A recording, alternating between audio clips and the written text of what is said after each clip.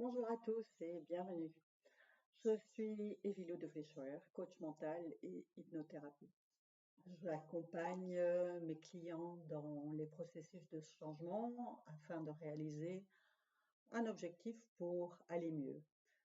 Cela peut être tant au niveau professionnel, lors d'une transition de job, licenciement, retraite, ou au niveau personnel pour mieux gérer son stress, ses peurs, ses traumas, du deuil. J'interviens également pour accompagner des personnes qui souhaitent arrêter de fumer, perdre du poids ou même gérer leur douleur. Alors, pour accompagner les autres, il faut aussi être accompagné soi-même. Donc, je fais cela régulièrement avec des formations de spécialisation ainsi que des ateliers de travail avec d'autres collègues, tant en échange qu'en supervision. Mais là, si on parlait de vous, vous avez probablement toutes vécu des moments où vous étiez dépassé, où vous vous êtes oublié, mise de côté, et à force de vouloir tout gérer, tout donner, tout assurer, jusqu'à ce que le corps ou le mental dise stop. Fatigue, mal-être, parfois même jusqu'au burn-out. Ça vous parle? Aujourd'hui, j'ai le plaisir de vous proposer une présentation sur un thème qu'on aborde encore trop peu, mais qui est fondamental. C'est l'autocompassion. On parlera bien sûr aussi d'entraide, d'empathie, de cette tendance qu'on a pour être là pour les autres, mais si rarement pour soi-même. Ça sera un moment d'échange, de réflexion et peut-être même un petit atelier de bien-être pour clôturer tout ça en douceur.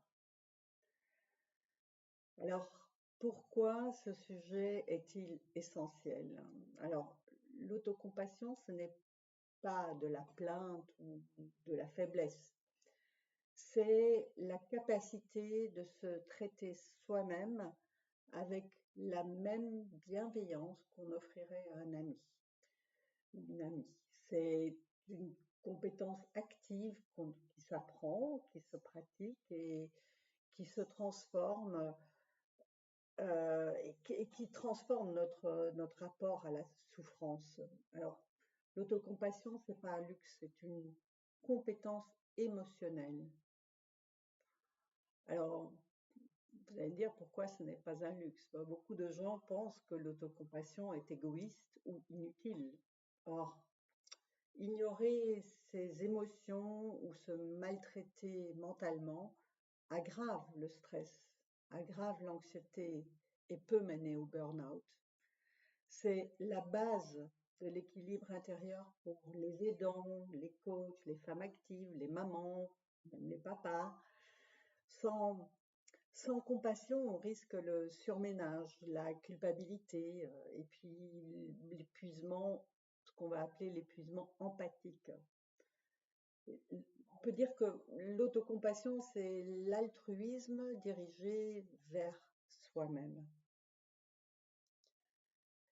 Prenons par exemple quelques instants, prenons 30 secondes et imaginez un ami ou une amie très proche qui traverse une période difficile. Elle a échoué et submergée. Qu'est-ce que vous lui dites? Quelle posture adoptez-vous envers cette personne?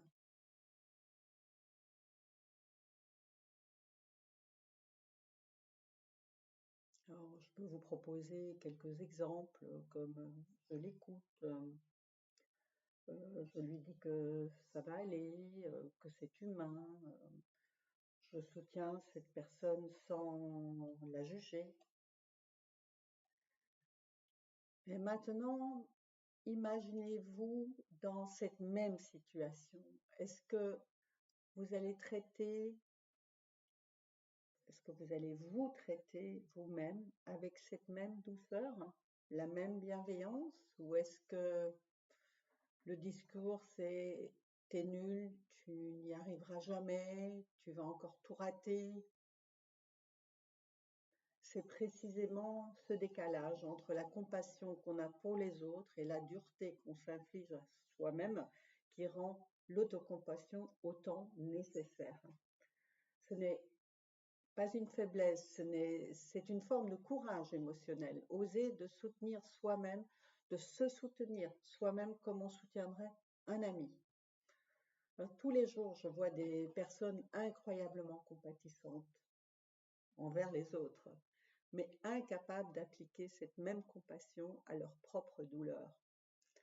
Et mon rôle, c'est de les aider à réapprendre, à se parler avec respect, à accueillir leurs failles comme des parts humaines et pas comme des fautes. Alors, je vais vous proposer de faire la distinction maintenant entre plusieurs termes qui sont souvent confondus, qui se ressemblent mais qui n'ont pas la même importance, ni d'ailleurs les mêmes conséquences sur nos comportements et notre bien-être. C'est des mots comme empathie, compassion, sympathie, altruisme. Alors, commençons par l'empathie. L'empathie, c'est je ressens ce que tu ressens. C'est la capacité à percevoir ou à ressentir ce que l'autre vit. C'est comme se plonger dans l'eau avec l'autre, mais parfois on coule avec l'autre. Donc on peut prendre des exemples.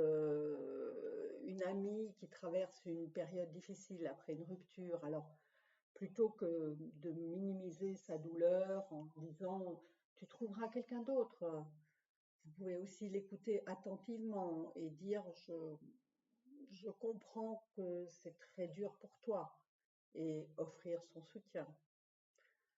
Ça peut être également un exemple au travail, une collègue qui est très stressée avant une présentation importante. Alors vous voyez son anxiété, vous lui dites je comprends que tu sois nerveuse, mais tu as tout bien préparé et si tu veux, on peut répéter ensemble, faire une répétition ensemble pour te rassurer. Ça peut aussi être dans la famille, par exemple, votre enfant qui rentre triste de l'école après une bagarre avec un ami et plutôt de lui dire c'est pas grave, ça va passer, on peut lui demander qu'est-ce qui s'est passé, comment tu te sens, montrant ainsi que vous comprenez, que vous validez ces émotions. On peut prendre un exemple dans la rue, vous voyez une personne âgée qui a du mal à porter ses courses, alors vous imaginez que ça doit être super difficile pour elle et vous proposez spontanément de l'aider. Alors, l'empathie, c'est la faculté de se connecter émotionnellement à la souffrance ou à la joie aussi de l'autre. Mais attention, trop d'empathie peut mener aussi à l'épuisement émotionnel si cette empathie n'est pas équilibrée. Alors la compassion, c'est l'étape suivante. C'est je ressens et j'agis avec bienveillance.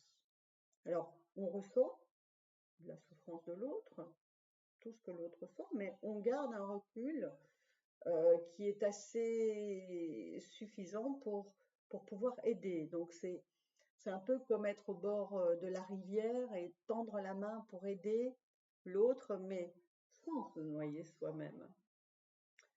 Il y a une dimension de souhait de soulager la souffrance. C'est ce qu'on essaye d'activer en autocompassion aussi. Dans la compassion, il y a la capacité à ressentir la souffrance de l'autre avec le souhait de soulager cette souffrance, contrairement à l'empathie, qui elle consiste à comprendre et partager les émotions des autres. La compassion, elle inclut une dimension d'action, elle pousse à aider et à soutenir la personne en difficulté. On peut comparer, par exemple, en empathie, on va dire, on va voir quelqu'un en détresse et ressentir sa peine, alors que vouloir l'aider et faire quelque chose pour soulager sa souffrance, là, on va plutôt parler de compassion. Un troisième terme beaucoup utilisé, c'est la sympathie. La sympathie, je comprends, mais à distance. C'est une forme de solidarité émotionnelle qui est plus légère.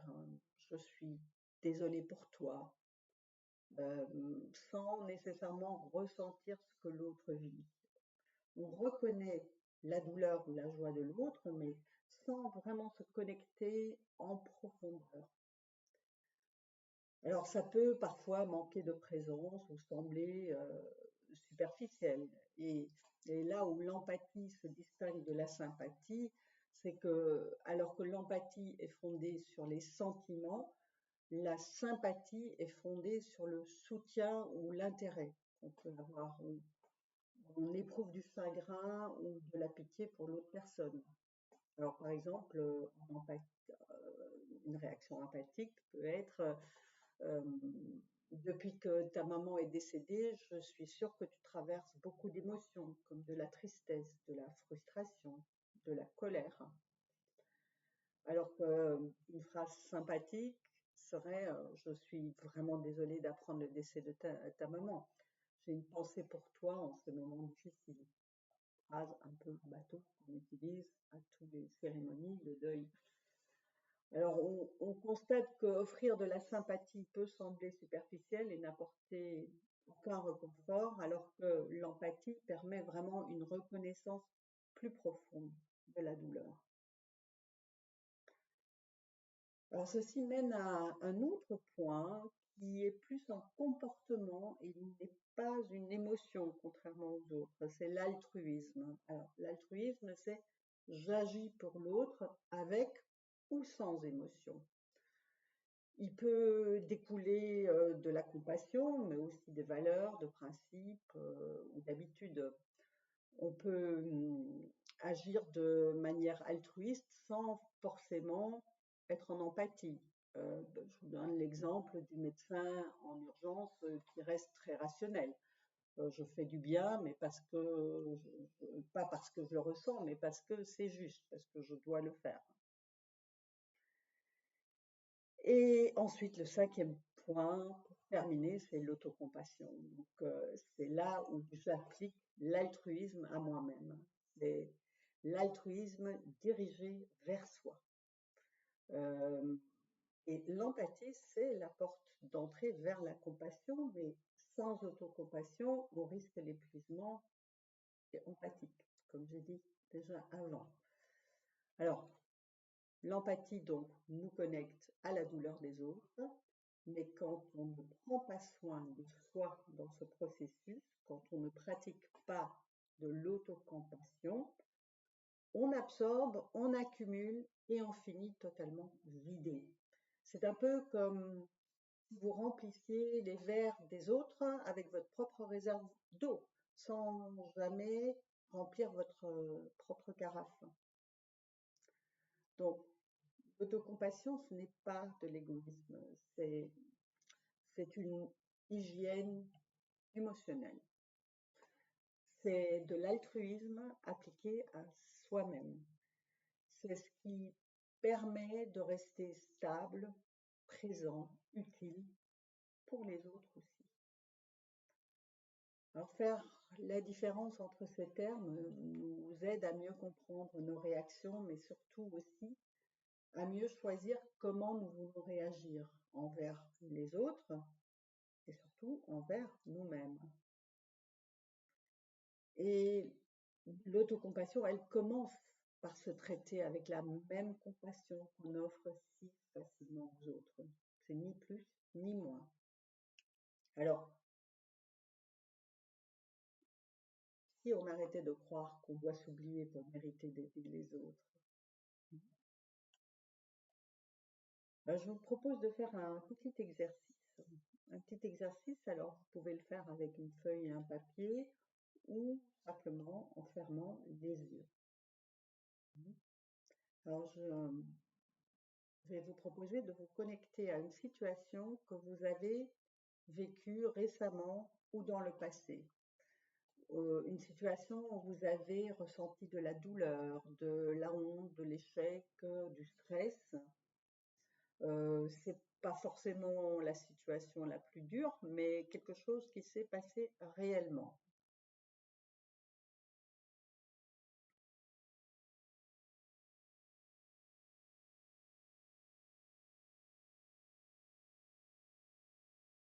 Alors maintenant, imaginez qu'un ami très cher, quelqu'un que vous aimez sincèrement, vit exactement cette situation que vous avez vécue. Et cette personne vient vous voir et elle vous raconte ce qu'elle traverse. Alors, comment est-ce que vous lui parlez? Qu'est-ce que vous lui dites? Quelle est votre attitude, votre ton de voix, vos gestes, tout ce que vous faites? Je vous laisse un instant pour y réfléchir.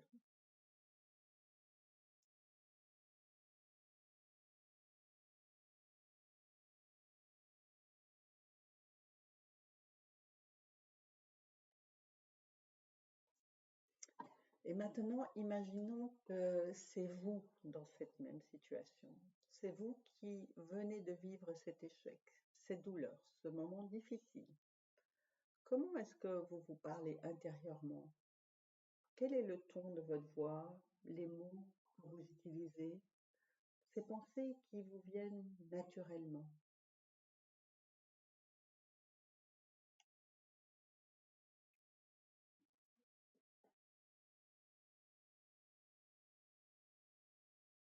Alors, je vous propose de rouvrir les yeux ou lever la tête. Alors, qui a remarqué une différence entre la façon de parler à un ami et la façon dont vous vous parlez à vous-même?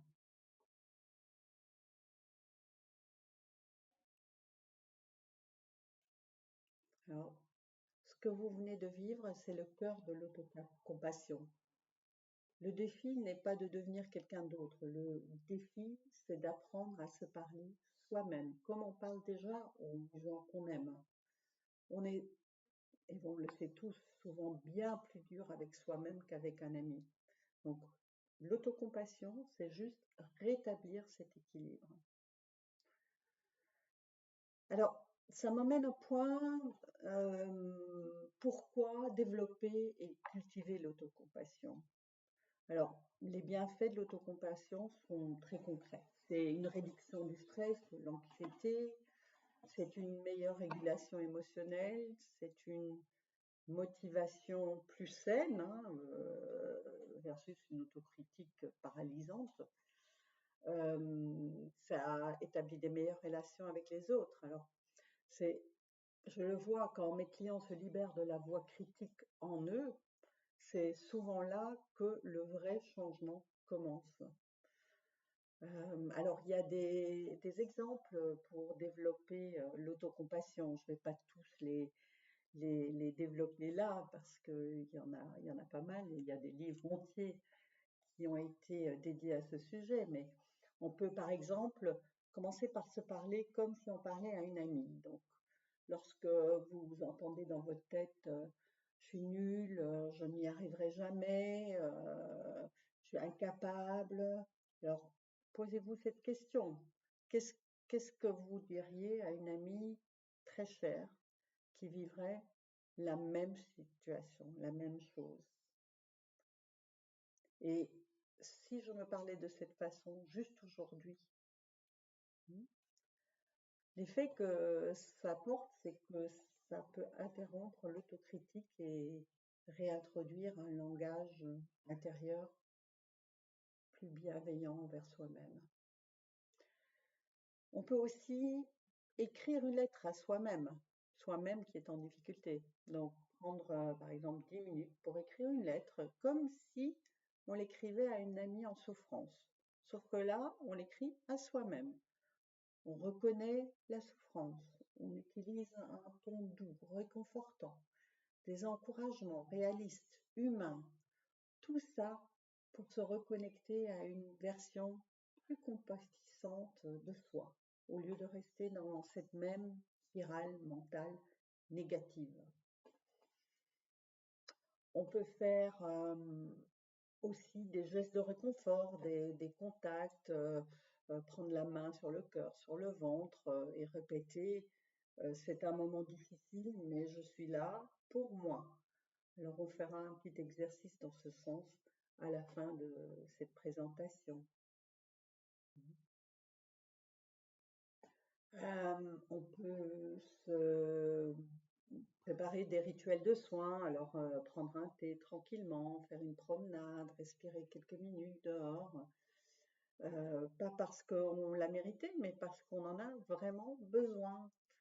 Alors en hypnose, ce que j'utilise souvent, c'est aussi de faire du bricolage, écouter ou faire de la musique, faire quelque chose qui permet de se oublier un peu, se mettre un peu en transe et oublier ce qui se passe autour de soi et avoir ce moment pour soi, rentrer en soi-même. Ça fait toujours beaucoup de bien.